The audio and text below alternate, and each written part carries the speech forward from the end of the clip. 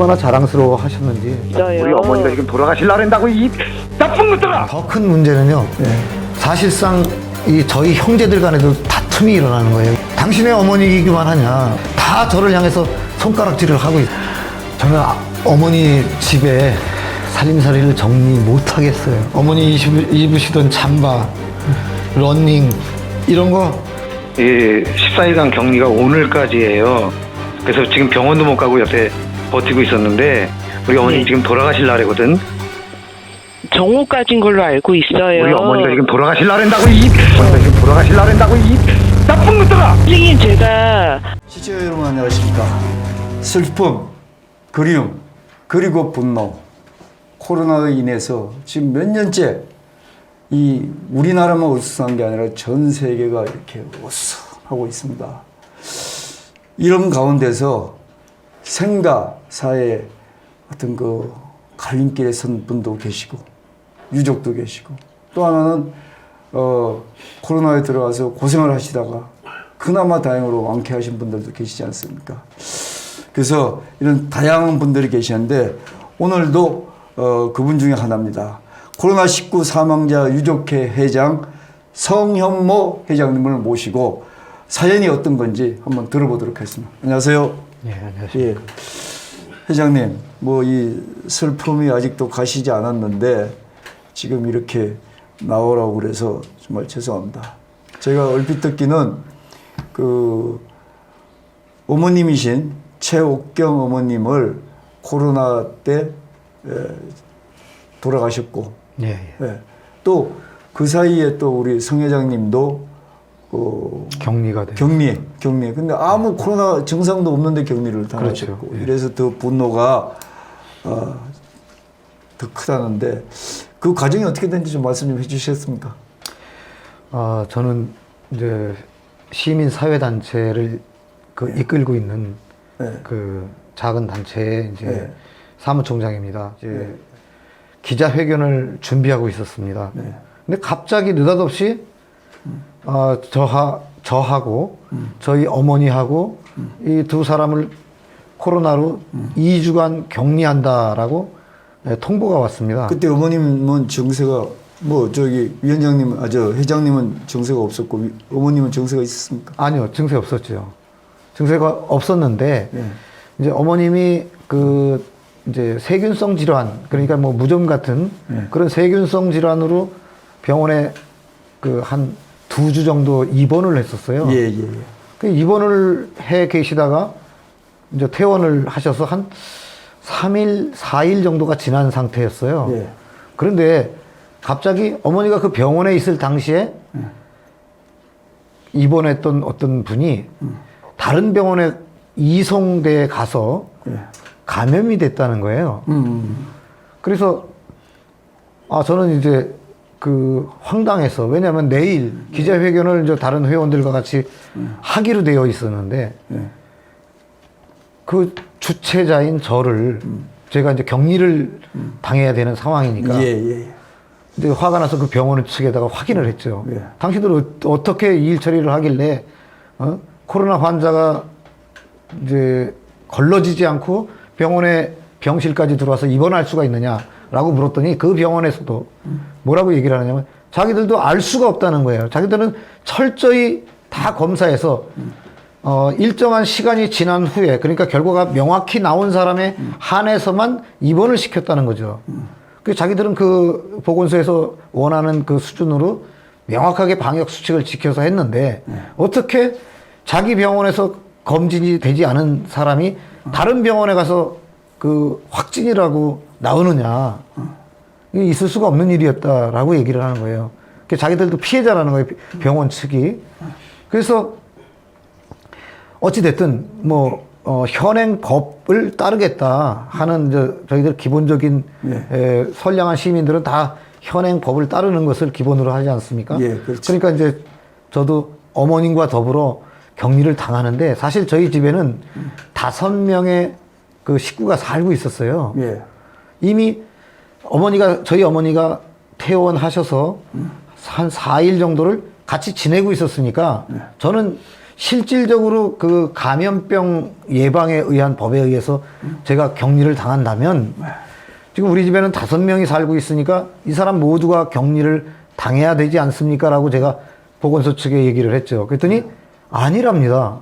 저하고 어머님만 격리를 당한답니다. 이해가 되질 않는 이야기죠.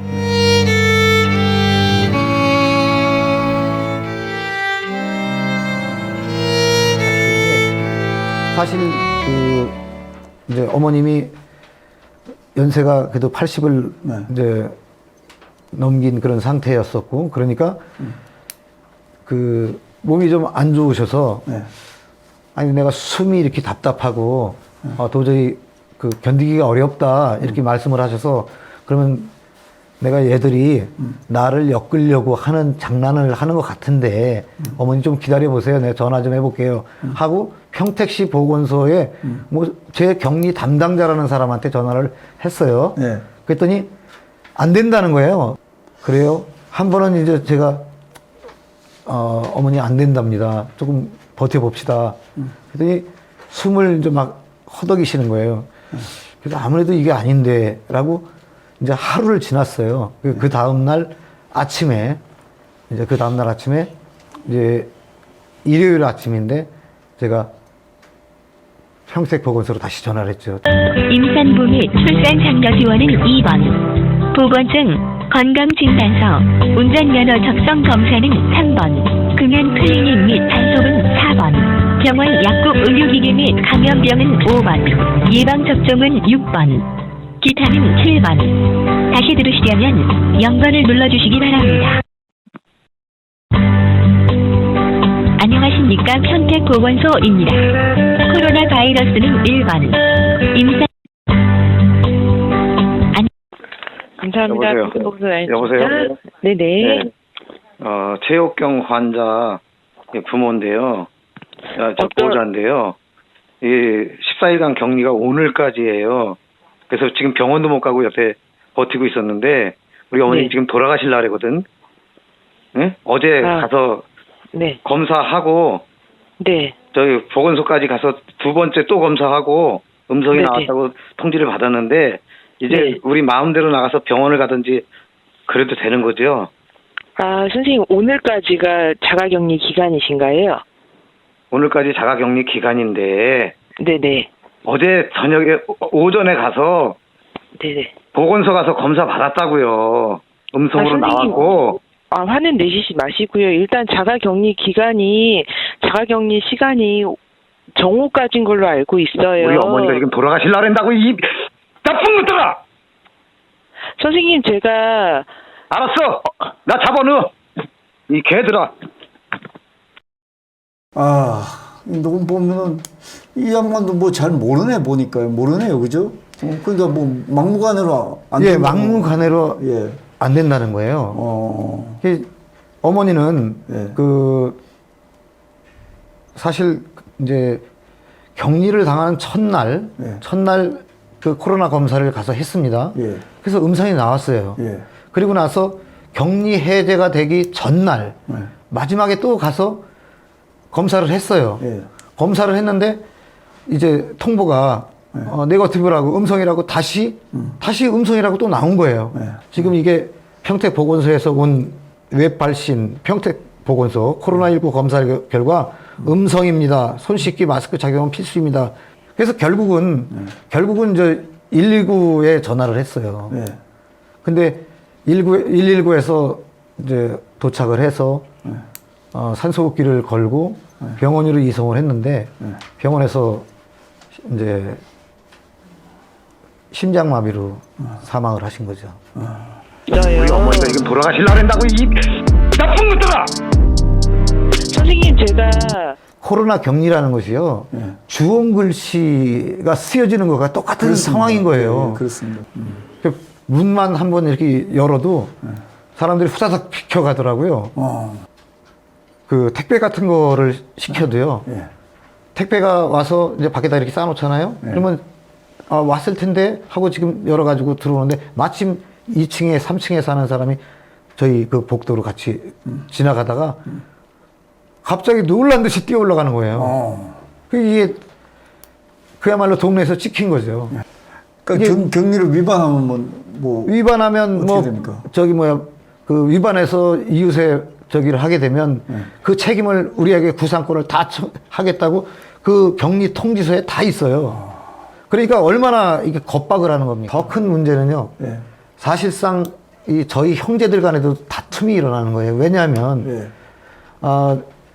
왜 자신의 가정이나 돌보고 있지 국가적 문제에 나서서 괜히 왜 우리들의 당신의 어머니이기만 하냐, 우리들의 어머니이기도 한 어머니가 돌아가시는데 결정적 역할을 이제 하게 됐냐라는 거죠. 형제들이 다 저를 향해서 손가락질을 하고 있습니다. 지금. 그 뭐 결정적 역할이라기보다는 그 성 회장님 때문에 어머님이 결국은 예, 어머니가 돌아가셨다는 거예요. 재촉을 하게 됐다. 같이 힘을 합쳐서 이제는 이런 거 가지고 장난을 치고 국가가 이런 다시는 있어서는 안 되겠다.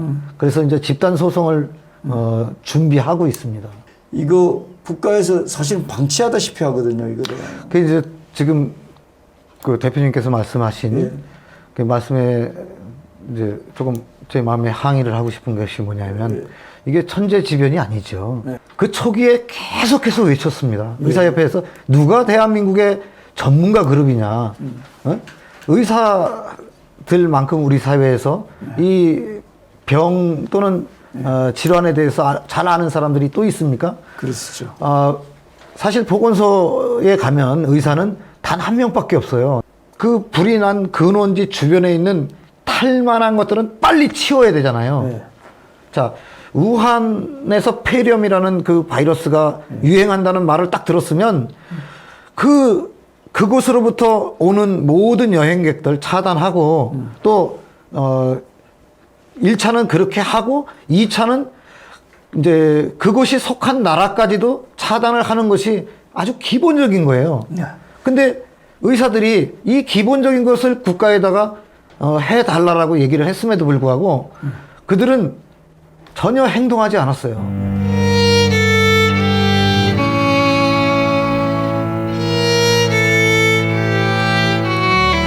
저를 얼마나 자랑스러워 하셨는지.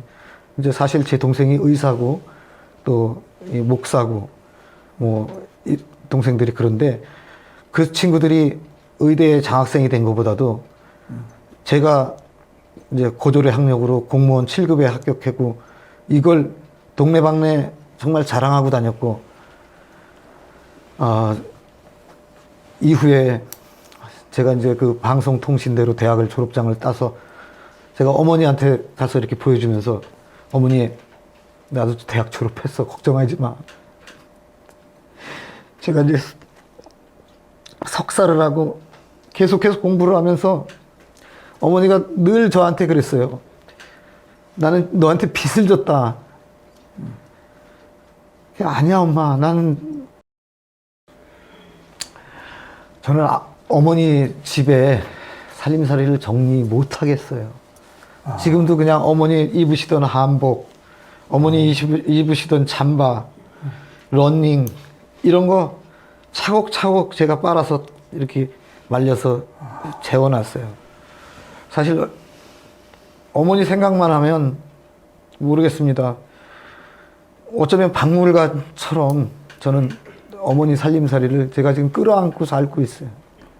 하나하나의 그 어려운 그 환경에서도 진짜 아껴가면서 그 싼 옷들을 사서 입었던 그 날긋날긋한 옷들을 도저히 제가 오남매를 그렇게 어렵사리 막 키워내시면서 그걸 저는 예. 아유, 뭐 저도 듣다 보니까 가슴이 먹먹하네요. 예. 나는 그 심정이 있는데 또 그 말씀을 이렇게 또 터놓고 말씀해 주셔서 너무 감사합니다. 예. 자, 많은 활동 부탁드리면서 오늘 이만할까요? 네. 수고하셨습니다.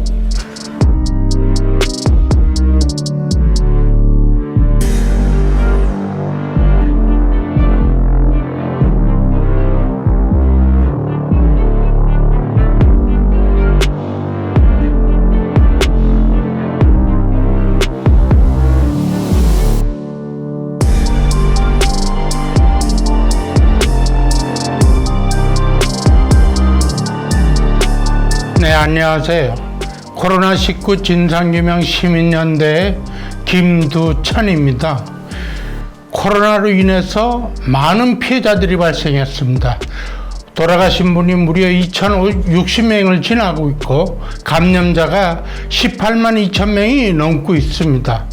그리고 자영업자를 비롯한 백신 피해자까지 전부 합치면 1,000만이 넘고 있는 엄청난 피해자를 양산하고 있습니다. 이 피해는 바로 인재입니다. 그래서 저희들은 변호사 소송단을 마련을 해서 이분들의 피해를 최대한으로 보상을 받을 수 있도록 모든 법적인 과학적인 조치를 취해 나가고 있습니다. 여러분, 빠짐없이 피해를 입으신 분들은 저희 코로나19 진상규명 시민연대에 신고하셔서 혜택을 보시기 바랍니다. 감사합니다. 정치, 경제, 시사 채널 홍용락 TV. 댓글로 여러분들의 생각을 홍용락 TV에 말해주세요. 여러분들의 구독과 좋아요, 알림 설정은 큰 힘이 됩니다. 함께 해주십시오. 생활정보방송인 자매 유튜브 희노홍락도 구독 부탁드려요. 홍용락 TV는 계속된다. 구독자 여러분들과 함께 쭉